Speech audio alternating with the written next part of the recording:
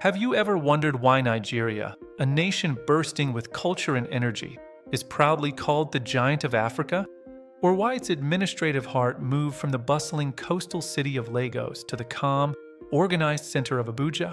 To understand Nigeria's identity and its decisions, we must understand its story. Nigeria's giant status began long before independence, before the British arrived, and even before the name Nigeria existed. This land was home to great kingdoms like the Nox civilization, the fierce Benin Empire, the powerful Oyo Empire, and the ancient Kanem-Bornu Empire. These thriving civilizations are evidence that the soil Nigeria stands on has always carried greatness. With over 236 million citizens, Nigeria is the most populous black nation on earth, a nation where over 250 ethnic groups coexist.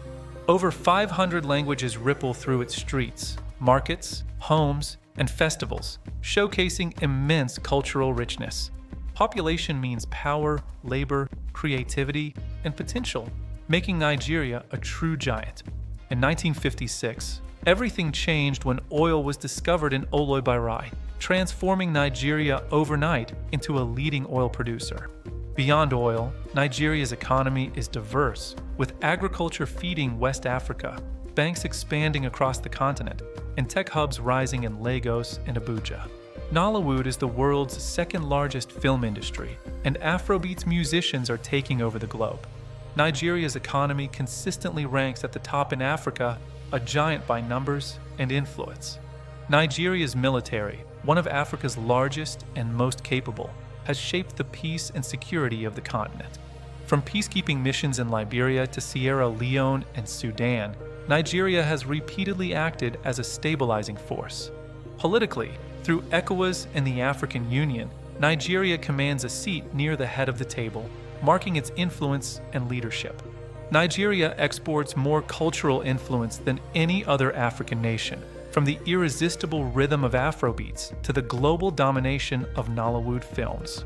Names like Burna Boy, Wizkid, Davido, and Tiwa Savage have become global icons, proving the giant walks not only in politics or economy, but in culture. But now, a question many still ask today: why did Nigeria move its capital? Lagos, Africa's commercial megacity, was bursting by the 1970s, overcrowded, chaotic, and struggling under the weight of millions. The problem wasn't just congestion. Lagos was too exposed, a coastal city vulnerable to attacks and population pressure. Furthermore, Lagos sat deep in Yoruba land, creating political sensitivity for a nation with hundreds of ethnic groups. Nigeria needed a capital that belonged to everyone and to no one. A new city, a new symbol, a new beginning. In 1976, a committee recommended Abuja, a central location surrounded by hills, with vast empty land for planning and neutral territory.